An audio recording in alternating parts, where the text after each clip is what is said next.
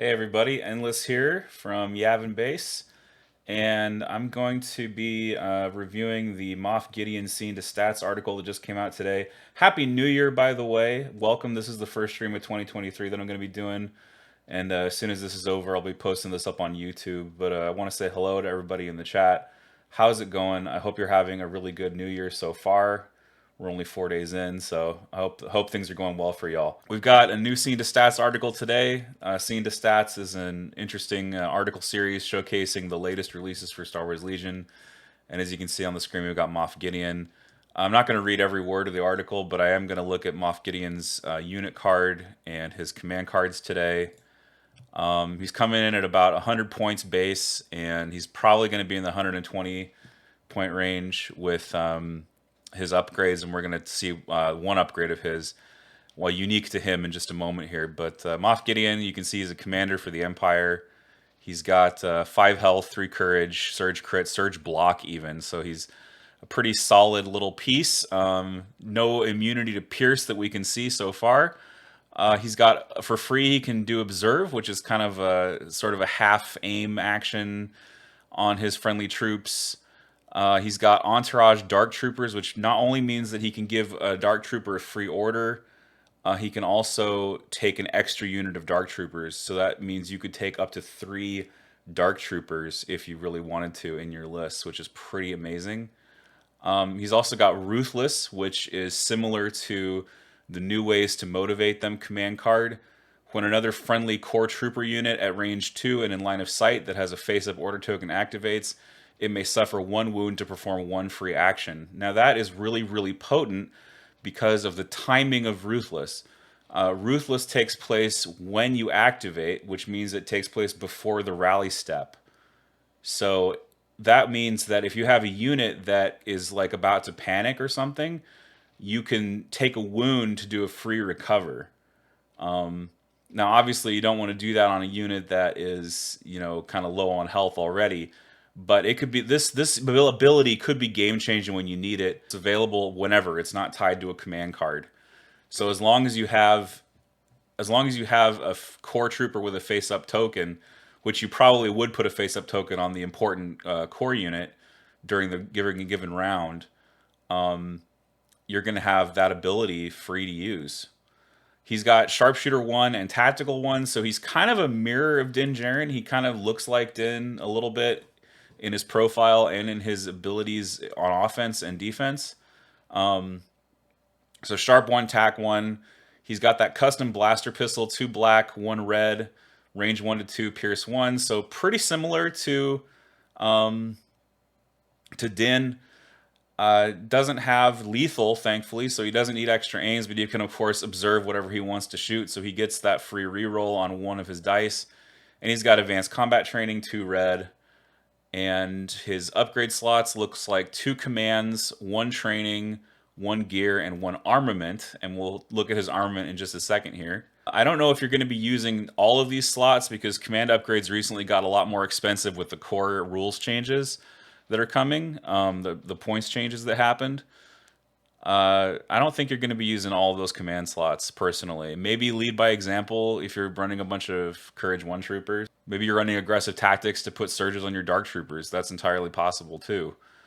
But I don't think you're going to be using all these slots. And maybe the one training slot you really want is Tenacity, because Moff Gideon has a copy of the darksaber. Darksaber is here for Moff Gideon, and this is an interesting variant of the darksaber. It's kind of like Sabine's darksaber, but it's kind of opposite of hers because it gives Demoralize instead of Dauntless. So instead of adding suppression on Gideon, it adds suppression on someone else.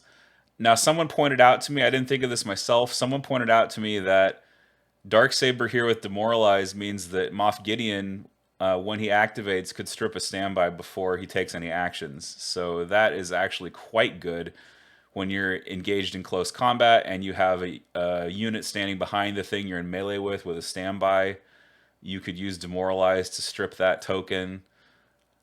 And he also gives Moff Gideon, who has a pretty low health pool, immune to pierce in melee, which is going to be super helpful if he ever ends up engaged. He's never going to be, like, Gideon is never going to be a unit that wants to be in melee with the dedicated melee users. So he never really wants to be in melee with Jedi. At the same time, this gives him that extra measure of defense and also gives him some teeth in the counter swing. So it's just a defensive option, I think, for him. And especially if he's the only character in your list, I think he's going to be a good take.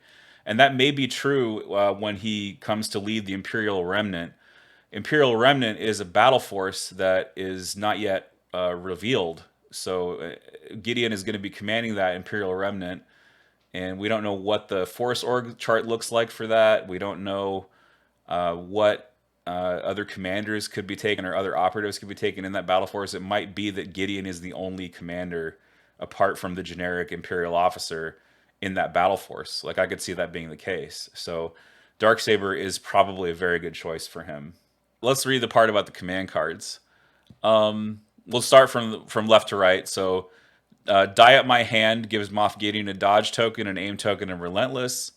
So that is probably, of these three cards, I'd say it's probably his weakest because it only affects Gideon. Relentless, obviously, really strong card. Aim token and dodge token, obviously super helpful when you need it. Darksaber notoriously likes aim tokens, especially on Sabine. Every time I try to use the Darksaber on Sabine, I always wish I had an aim token. So this card is really, really nice for Gideon. But I definitely think of the three command cards, it's his most droppable card because you might not be using Gideon in that offensive role. But Die By My Hand could be a very good defensive card because it lets you react, which I'm sure Gideon will have a huge focus on gunline, a huge focus on the Dark Troopers that are going to be releasing alongside of him. If Moff Gideon instead needs to focus on an essential objective, he can utilize You Have Something I Want to send a squad of his elite Dark Troopers to where they are needed the most. So let's look at the text for this command card, because this command card, it was the first card that Gideon previewed, or that was previewed for Gideon, I mean. And when I saw it, I was really torn by it because it's introducing something to Legion that we haven't had, which is the ability to steal an objective through deep striking. Deep striking is a term borrowed from like 40k, where you can just move a unit like arbitrarily far. You just pick it up and put it down somewhere else on the board. So the card says, this card cannot be chosen during the first round. After orders have been issued, choose a friendly Dark Troopers unit that has a face-up order token. Remove that unit from the battlefield, keeping all tokens, including objective tokens. That's my ad. Then place it on the battlefield beyond range 2 of all enemy units. Then flip their order token face down. So Dark Troopers, let's make sure we remember that Dark Troopers have 2 order tokens in the bag because they have this keyword. I believe it's I'm going to check. I'm using the 5th Trooper article here because this is the Dark Troopers card right here. They have Unstoppable, which means that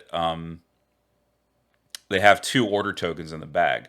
So if you took 3 units of Dark Troopers, you'd have 6 order tokens in the bag. So that means that even if you spend 1 token of the 2 to do the teleport, you can still activate them later using Unstoppable. So imagine a situation where Imperial Dark Troopers is carrying like a hostage, if they can get to the hostage, or carrying like a center box, or just whatever objective that you need to grab. A Dark Trooper could, in theory, using this card, teleport with that objective to an unreachable spot on the map, and that objective is just gone forever. There's no way that you can get to it. I think this card is extremely potent. I think it's like one of the reasons you would take Gideon at all would be to teleport a Dark Trooper. And just in like generic list building, like Gideon +1 Dark Trooper, really strong objective plays there with that 2-pip.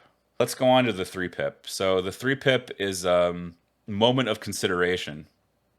And this one's, I don't want to call it like broken, but this one I think is the strongest of his cards right now because he can issue orders to 3 core or heavy units.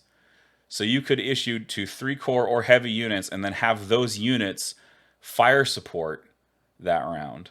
And the reason I think this is a very powerful card is because Empire has a lot of access to units that surge to crit and have long range. And that was sort of what was keeping fire support in the Republic, which was like the OG fire support faction. That was what was keeping Republic in check with fire support. But you've got Empire now with a lot more units that do hit surge, a lot more units that have critical. I don't know exactly what the best unit is to do with fire support, but I think Bosk is always like the unit I think of when I would like to fire support. It's like you could already fire support Bosk with a mortar. So think about fire supporting Bosk with a core or a heavy unit and how much damage you could do because you're going to get surge crit off this like range 4 suppressive shot or something like that. There's a lot of stuff you can do here with the fire support card. All right, that's about all I have to say actually. If anybody has any questions, feel free to ask, or if they have any like questions for me or anything like that. And if you don't, I'll just wrap up the stream here. I just wanted to get this out there just because it was new Legion news, and I didn't want to spend too long on it. Respect your time and all that. But I just wanted to practice a little bit streaming. I haven't streamed in like 3 or 4 months. Like I think SoCal was the last stream that I did, and I just wanted to shake the rust off, say hello. Yes, I'm still alive. Yes, I'm still making content. All right, thanks guys. I'm gonna wrap it up. I'll see you all around. Thanks for coming out, and I'll be seeing you soon.